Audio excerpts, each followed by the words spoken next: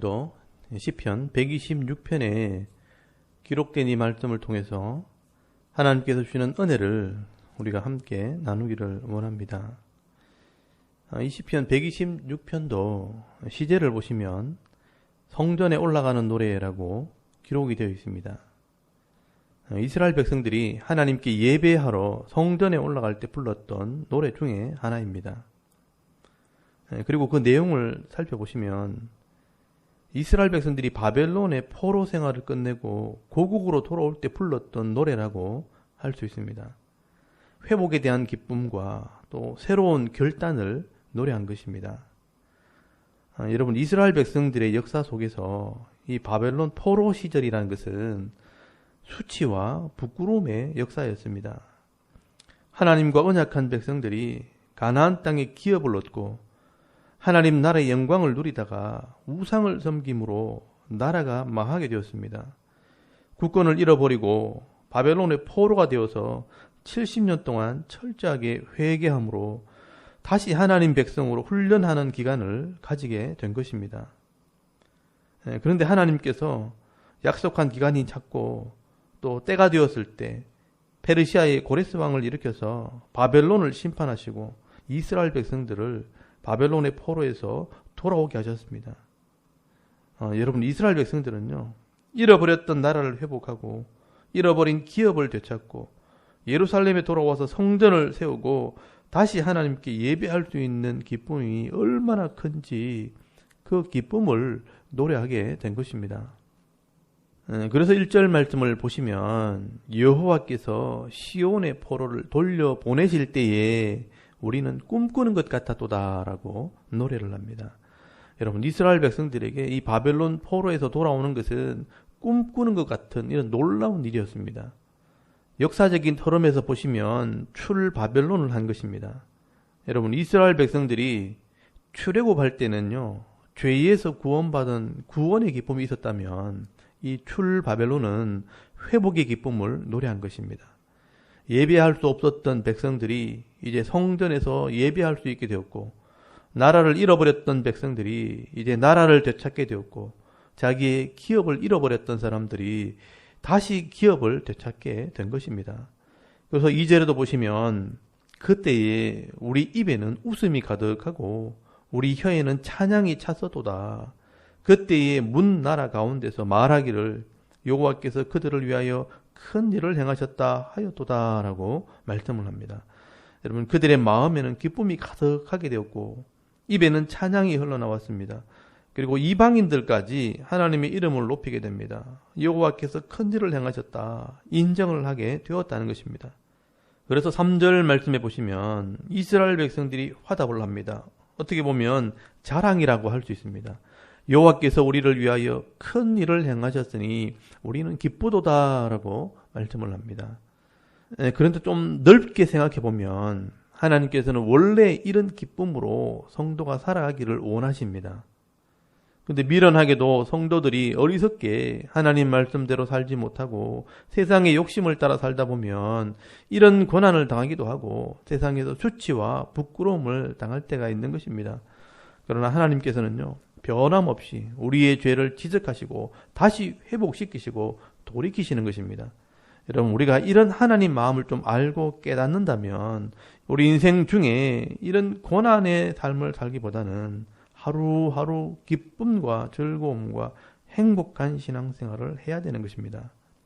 그래서 여러분 4절에서 5절까지 말씀을 보시면 이 시편 기자는 이제 남은 생애를 기쁨으로 살기 위해서 다시 한번 하나님 말씀으로 단련받겠다고 결단하면서 기도를 하게 됩니다. 여러분 4절 말씀해 보시면 아직 남아있는 포로들을 돌려보내달라고 먼저 기도를 합니다.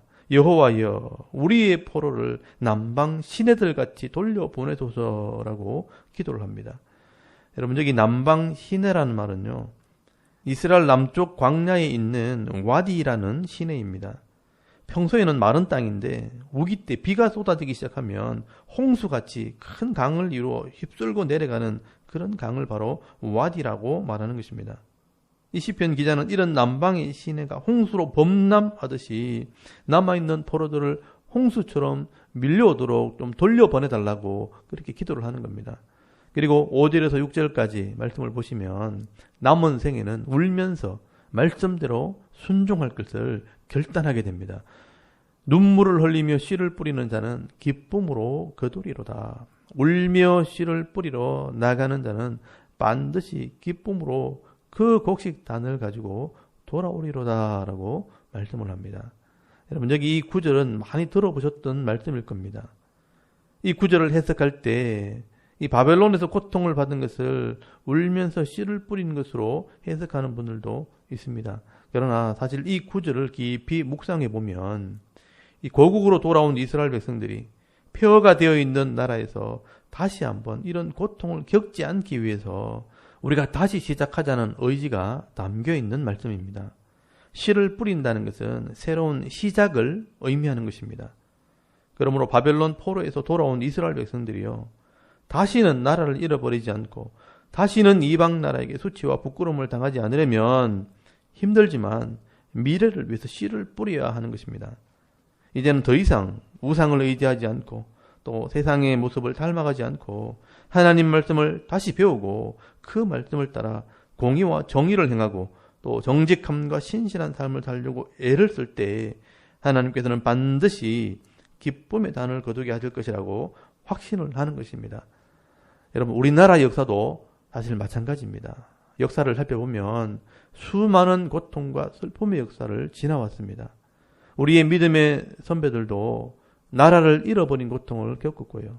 또 동족 상잔의 비극을 경험하면서 가난하고 어려울 때 눈물을 흘리면서 말씀의 씨를 뿌리고 또 기도의 씨를 뿌리고 믿음의 씨를 뿌렸기 때문에 오늘 지금 우리가 기쁨으로 그 단을 거두며 살고 있는 것입니다.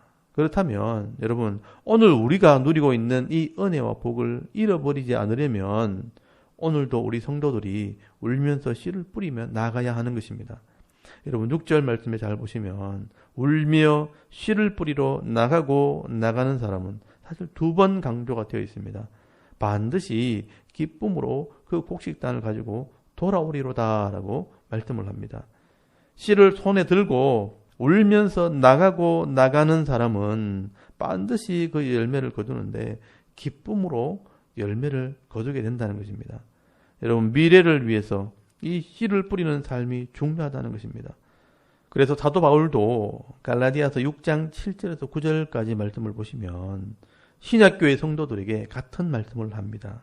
사람이 무엇으로 심든지 그대로 거두리라. 자기 육체를 위하여 심는 자는 육체로부터 썩어질 것을 거두고 성령을 위하여 심는 자는 성령으로부터 영생을 거두리라. 우리가 선을 행하되 낙심하지 말지니 포기하지 아니하면 때가 이름에 거두리로다 라고 말씀을 합니다. 여러분, 선을 행하되 낙심하지 않고 울면서 씨를 뿌리고 포기하지 않는다면 때가 되면 반드시 거두게 되어 있습니다. 우리가 이런 믿음의 눈이 필요합니다. 여러분, 오늘도 자신을 위해 또 다음 세대를 위해 말씀과 기도의 씨를 뿌리고 또 믿음의 씨를 뿌릴 때 기쁨으로 단을 거두며 하나님께서 주시는 이런 은혜와 복을 받아 누리며 살아갈 수 있는 저와 여러분의 이런 신앙의 삶의 모습이 될 수 있기를 주의 이름으로 축원합니다. 아멘. 우리 잠깐 기도드리겠습니다. 오늘도 믿음의 눈을 열어 하나님의 나라를 보며 말씀과 기도의 씨를 뿌리는 거룩한 성도가 되게 하옵소서.